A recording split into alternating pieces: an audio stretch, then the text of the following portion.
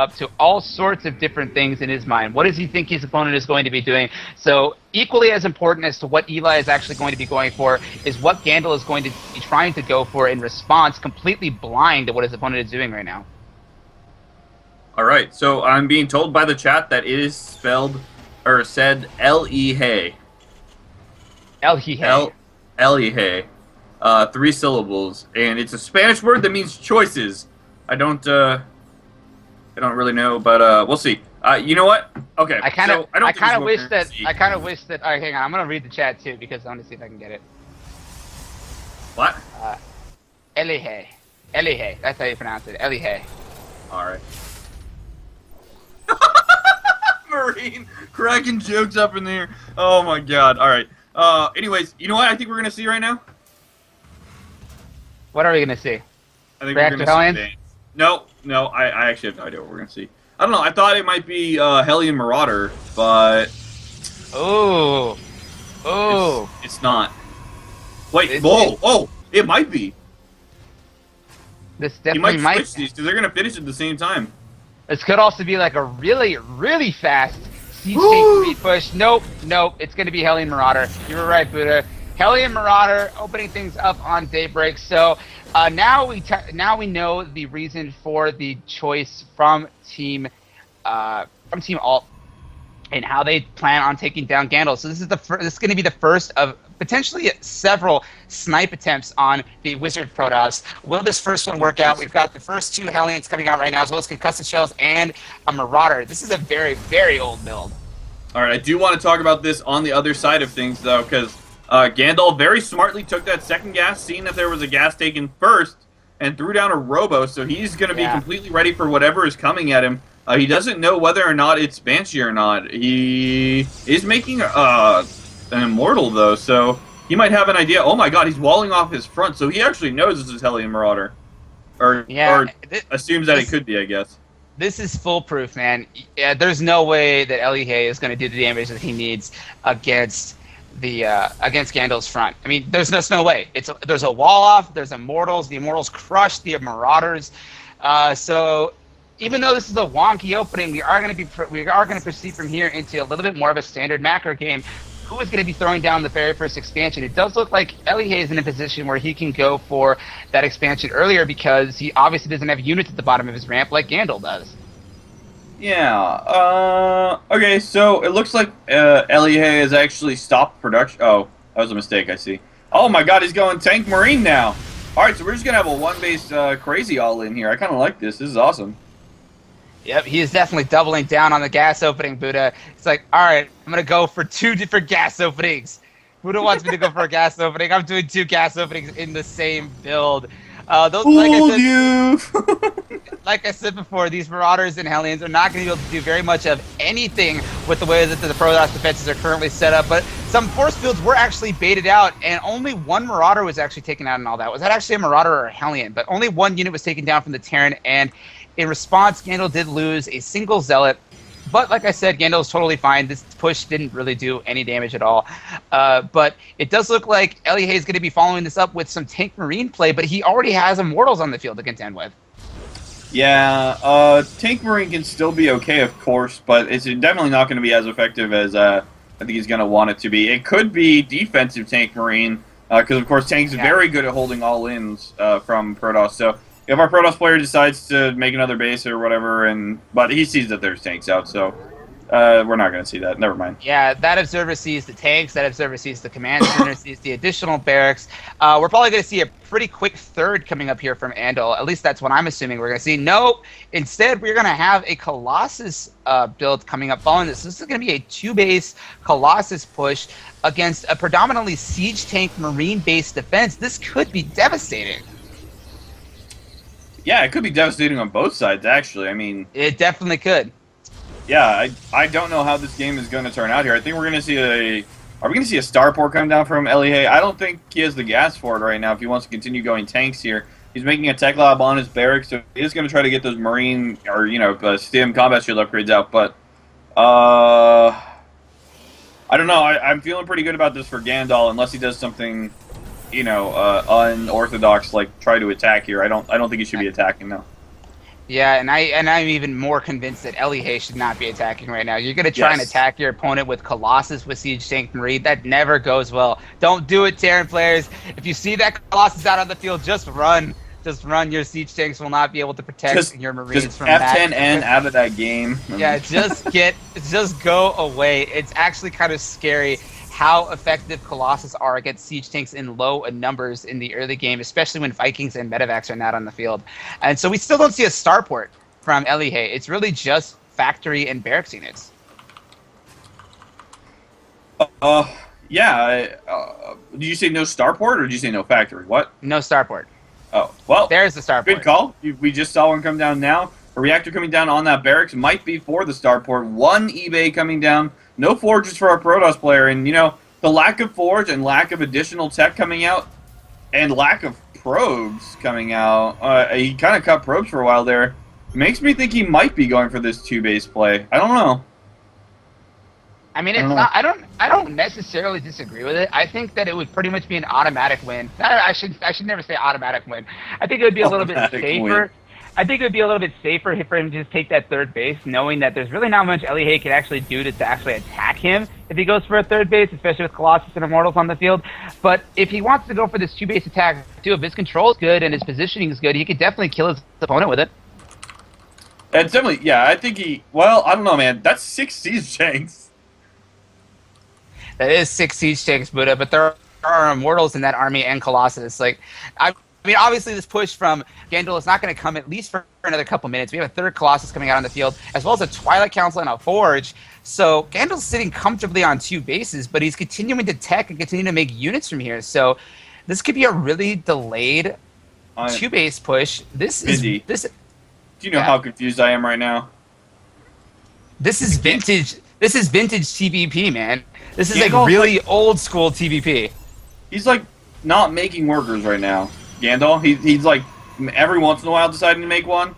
So I was like, okay, he's probably just gonna, you know, make a bunch of units and then attack. But then he adds a Forge and a Twilight Council, and I'm like, well, this actually doesn't make a lot of sense. But you know what? It didn't make sense last game either, and he won that one.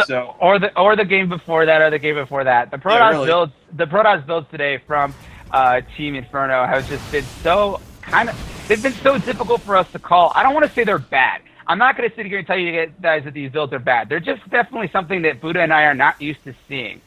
So Andal once again is throwing a curveball at the casters, making us look like we don't know what we're talking about. But he is just now throwing down that third base, something I think he should have done a few minutes ago, but better late than never. Here comes the third Nexus. And for our Terran player, he is now moving out with this Biomech army. Only 4 Medivacs are actually in the field. No combat shields just yet. Combat shields are on the way. No Vikings either. So if this engagement goes poorly for our Terran player, it'll go very badly for him because Colossus is going to tear those Marines apart. This is actually the most terrifying army I have seen in a long time. I mean, we're at 14 minutes and... God, I got another person telling me they know how to say his name, so I don't even know what his name is anymore. But our Terran player here, I mean, there's not a lot of stuff in this Protoss army that can stop 6 siege tanks firing at it at the same time. Those Colossus will get on pretty fast. Stim, Combat Shield, and Medivacs are out. With some Vikings on the way, there's a third base going down for our Terran player right now. I don't want to say his name anymore. And I don't know. I kind of like this army from... Our Terran player. I'm just gonna say Terran player over and over again. Let me tell you something though, Buddha. I've used Siege Tank Marine builds on Daybreak so many times, and I can tell you one thing right now. This engagement for Elige needs to go perfectly. If he loses all of his bioforces, that's it. If he loses this army, even most of it, the reinforcements from Andal are going to be enough for him to stop the remainder of that army. His gateway count is high enough. He's getting that third base up. The one thing about siege tanks in the late game that make me so against them in Terran versus Protoss is how long they take to replace. And look at the production that Elige has. He's only up to 5 barracks on 2 bases. I mean, normally if you want to try and contend and try to go toe-to-toe with like a late-game Protoss army, you need to have more production than them because you're going to be losing a lot more units than they are. That's just the way that this matchup goes.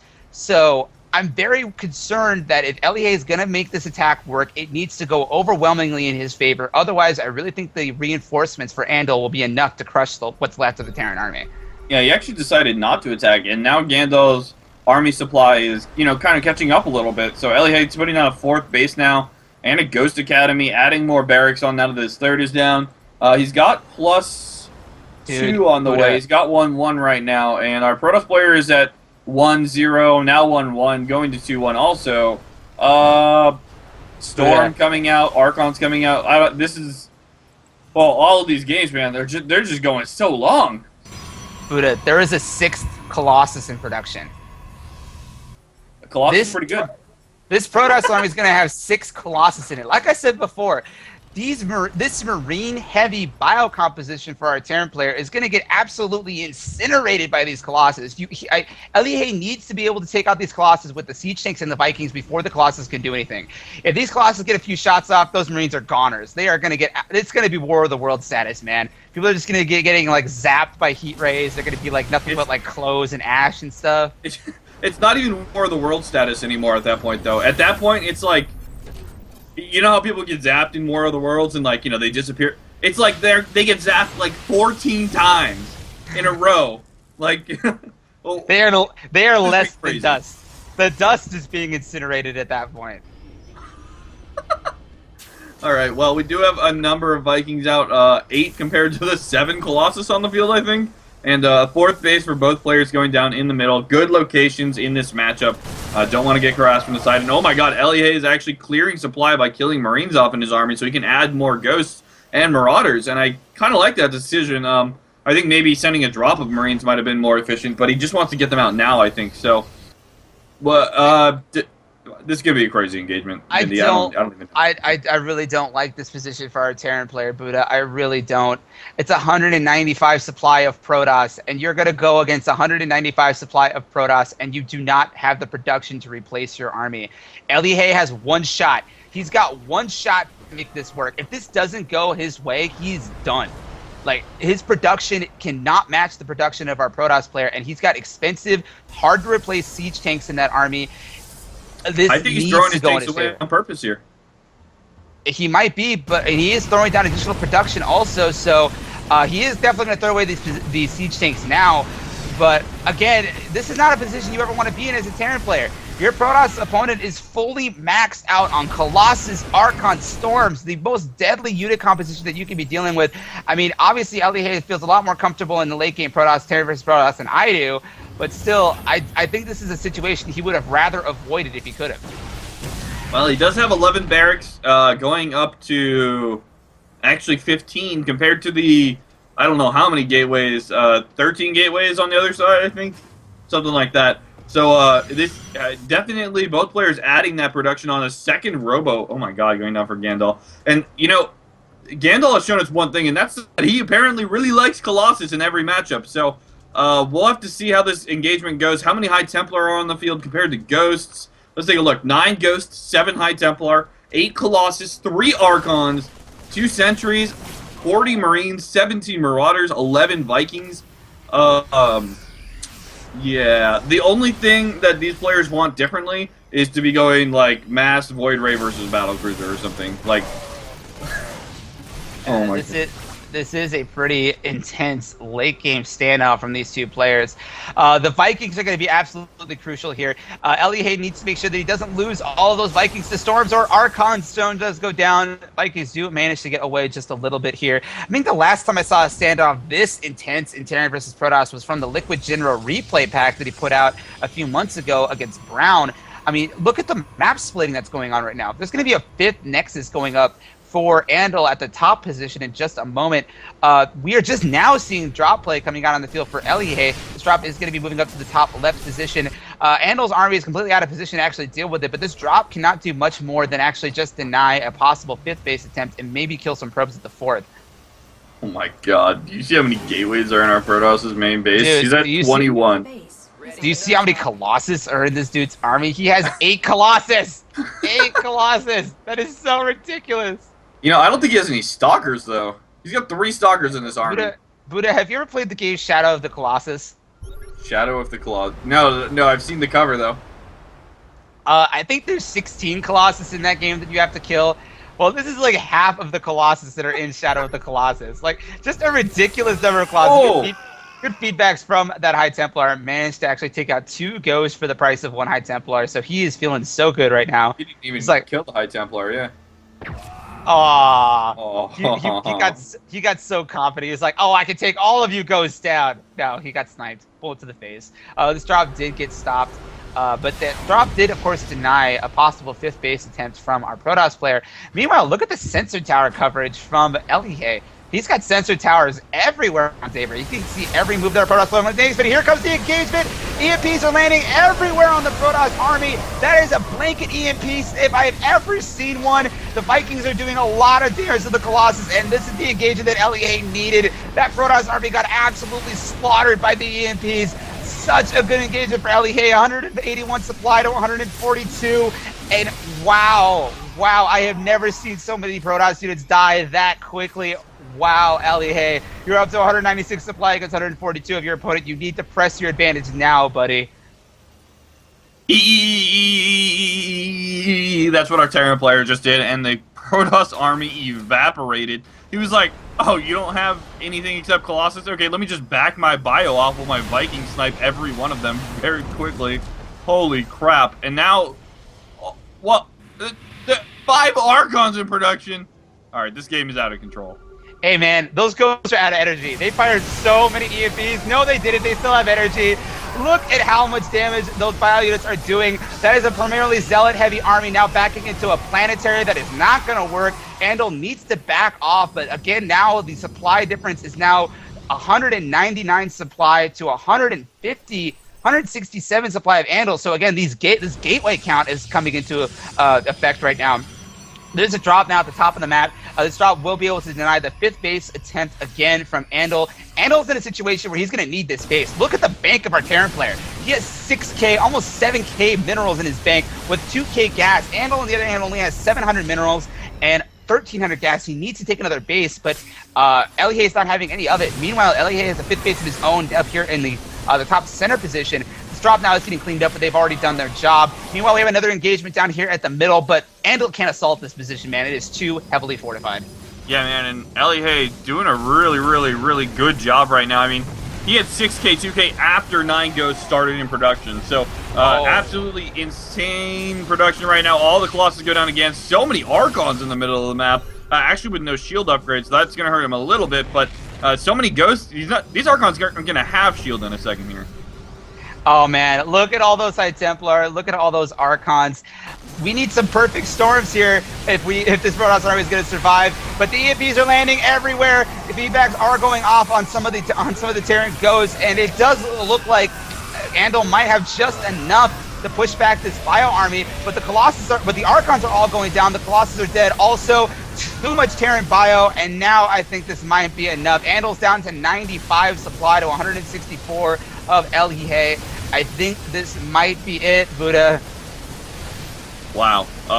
Yeah, I mean, a base was denied over at the top middle for altElige by Gandalf, and it doesn't really matter, though, at this point. It's 180 supply to 100. Still a huge bank for our Terran player. Still making more stuff. Going to deny another Protoss base. Protoss going to be mining only on his 3rd in just a second here, and this game has been absolutely out of control. altElige showing he understands this matchup so greatly. You know, Buddha, I feel like such a fool right now. I was like, I don't know what altElige is going to be doing for the late game. I felt so worried about him going into this late game situation on Daybreak of all places, but he just kicked it into overdrive so quickly, and he just looked so comfortable at the end there. Just a complete turnaround from the way that I thought that was going to go in the mid game. But GG, altElige giving his team that 3rd win. So Alt Gaming is now up 3-1 over Team Inferno DTG. Yeah, and now DTG's, I mean, at this point, you don't send out a sniper, man. You send out your ace. You send out your best player, right? Because you got to win 3 games, not 1. You got to win 3. So we're going to see who that is in just a minute here. But what a great series we've been having so far, man. Every game has gone past the 25-minute mark so far. Yeah, we have seen a lot of passivity out of these players so far. I mean, I say passivity, like, I'm not even saying that. I'm not saying that is a bad thing. It's definitely something, but I don't see it throughout an entire series the way that I've been seeing it from these guys. I mean, the thing is, too, elige didn't want to be passive that whole game. He opened with that Hellion Marauder opening. It just didn't do anything. So from there, like, what were his options? He could go for an all-in with Siege Tanks, which you and I were saying wasn't a good idea. Or he could be super passive, go for the super late game. And then once he got to the super late game, it's like he was a completely different player. His control was so good. His macro was so good. His awareness was so good. Like, where did that come from? Why even bother opening with a Hellion Marauder opening if your late game is that good? Well, you know, it might just be his style, man. I mean, he forces his opponent to open up not as economically, right? You can't. Yeah. I mean, you can open one gate expand, but it's very difficult to hold, especially on a map like that where there's two different directions to come from for the Terran player. And then on top of that, you know, he goes straight into a siege tank composition that's all in lists. Or, like, you cannot all in 6 siege tanks and a bunch of Marines. Like, you can't do it. So, no. Then he gets into this late game situation probably every single time he plays that matchup, right? Yeah. So, yeah, you're right. His late game was incredibly strong, and I don't know. I just have to say I don't think we should see a Protoss come out here. That's all I want to say. You know what that looked a little bit like to me, Buddha? It's like in Dragon Ball Z, where Goku and Piccolo take off their weighted training clothes. That's kind of like what I saw in there. Like I saw elige like kind of fiddling around, trying to be cute at the beginning, and then he was using siege tanks. And he was like, "All right, this guy's not. This isn't working. I'm just gonna take off my weighted training clothes, and then I'm just gonna like be faster, stronger than you thought I was, and I'm just gonna roll you over." And that's basically what happened. Although I do have to say, most of what that came down to was that one engagement in the center of the map where the entire Protoss army, literally the entire Protoss army, was on a single ramp, and that ramp got bombarded with so many EMPs that I lost power in my room. Like, that was so many EMPs. The entire Protoss army had no shielding, no energy. They got evaporated by the Terran firepower. Yeah, no, you're right. That's That was a really awesome game, and you know we were questioning his map choice at the beginning too, right? We were like, Daybreak, yeah. You're a Terran player playing against a Protoss, you know that, right? But no, he made it work absolutely well for him. He had all those bases to take because of his map choice, and whew, that was just a fantastic game by him. Yeah, alt gaming definitely has their own way of doing things for sure, and it's working for them. It's working for them. They are up 3-1 over Inferno Esports, and I didn't think when I looked at these guys' rosters that it was going to look like this at the Game 5 mark. I thought that we were probably going to see another Game 7, but then I thought we were going to see like a one-sided series looking at the rosters on Monday, and then we had a Game 7, and then we're looking at this one. I thought it was going to be a little bit closer than this, and now alt gaming is just like, you know, on another level. I mean, it's really hard to call. That's one of the reasons why the ISTL is so awesome. Like, you really cannot tell what every series is going to look like until you're in the middle of it. Yeah, and as the season continues to go on, you know, we're going to have games every... Is it Sunday, Monday, Wednesday? Today's Wednesday, right? Monday, yeah. Wednesday, Sunday? Yeah, we're going to have games every Monday, Wednesday, and Sunday. And as we keep going, you know, we're keeping track of stats, like how players are doing in certain matchups, how they're doing overall, and we're going to have a lot of stats to give out to you guys. So definitely make sure you come back and check us out every single time we are casting. You don't have to be here every single time. We just prefer if you do. Yeah, you guys get to see some awesome action. We have so many teams in the league this season, and you know, we gave out some invites and we had qualifiers and everything. So remember, they are playing for $300 for first place, $150 for second, and $50 for third. Pretty sure those are the right numbers. Yeah, I'm just assuming they're right because Marine didn't like yell at me. So, yeah, Vindy, man. Hey, I'm buzzing. What I was gonna say. I'm buzzing, dude. Last series was so good. This series has already been so good.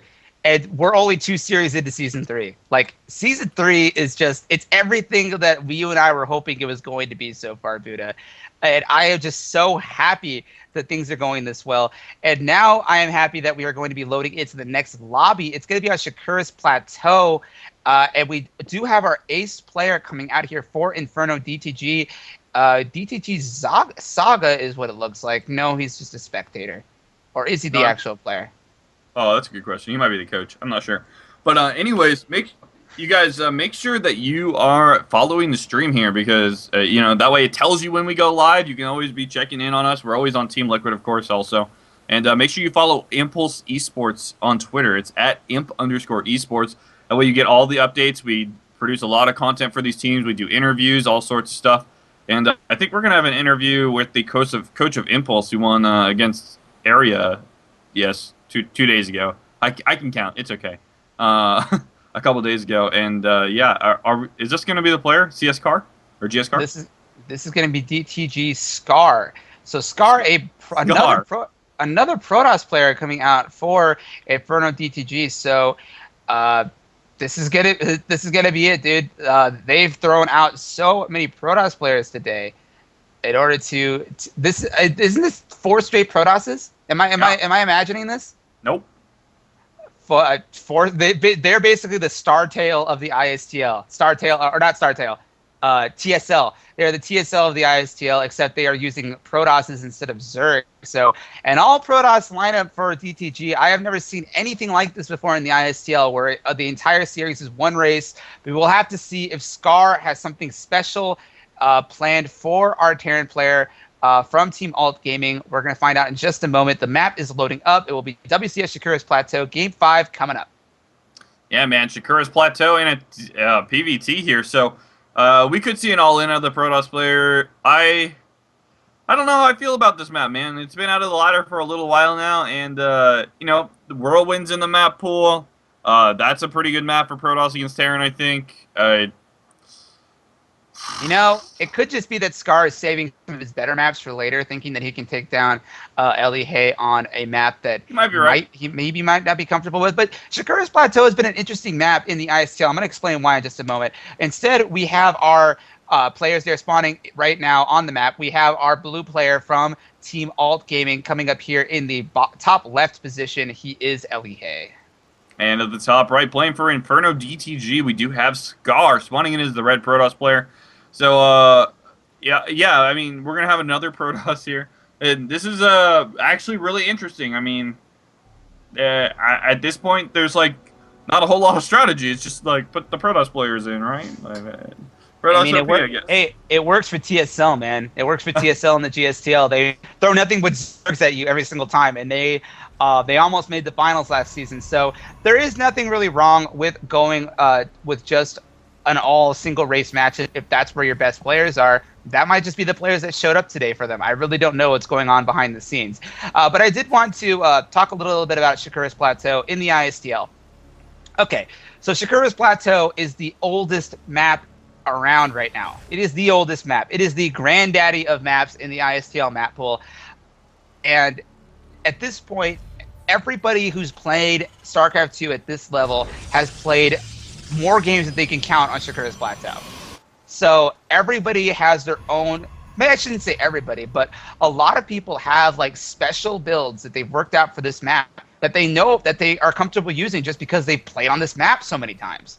So we've seen that before on Shakura's Plateau in the ISTL. We saw players like Dime in the last season, who was the ace for Team Metagaming, I believe. And every single time that he would come out, he would always open on Shakura's Plateau. And he would always win on Shakura's Plateau. It's definitely an interesting map choice just because of how long it's been in the ladder and how many games every player has played on it. Yeah, it's definitely a good point. I'm a little bit confused here. Our Protoss player has not scouted at all yet.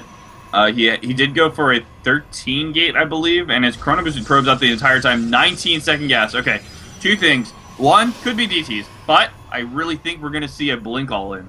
I do too. Blink all-ins are really, really powerful on this map. We saw them in the last series between Impulse and Area 51.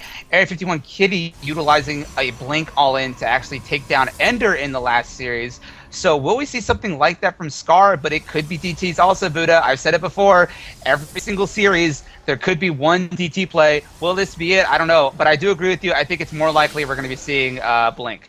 Yeah, you're putting a lot on the line to try to go for DTs here. I think it is going to be a Twilight Council, that Stalker getting chrono boosted out to chase the SCV away, make sure it's not here. And I think as soon as we see this Stalker finish and 100 gas come out, We are going to see a Templar Archives, I'm pretty sure. Let's see. You mean a Twilight Council? Yeah, yes, you are right. Oh, no, we're going to see a Nexus, I think. No, we can't see a Nexus. That's crazy talk, Buddha. 3 Stalkers before Twilight. I mean, hey, Buddha, these Protosses have been keeping us guessing all day. Why should Star be any different? These DTG Protosses definitely have their own way of playing that is just foreign to you and me. But, I mean, they are playing this game at a really, really high level, so obviously they know what they're doing, even if we don't. So Scar does have 3 Stalkers now coming out on the map, but no additional tech. And he is now stockpiling 200 minerals and 300 gas. So just a very interesting build coming out here for our Protoss player. But here comes the Twilight Council, and based on where it's being positioned, Yep. Oh, whoa! We have a warp prism, or not a warp prism, but a robotics facility coming in here too. I'm thinking he might be going for warp prisms, but no. This is probably just to add to the effectiveness of that blink push. Yeah, it could be a warp prism. It could also be an observer, though. Yeah, it's probably just an observer. I'm guessing it's going to be a Warp Prism, actually. I don't really know for sure, but it could be Warp Prism DTs. Look how much gas he has.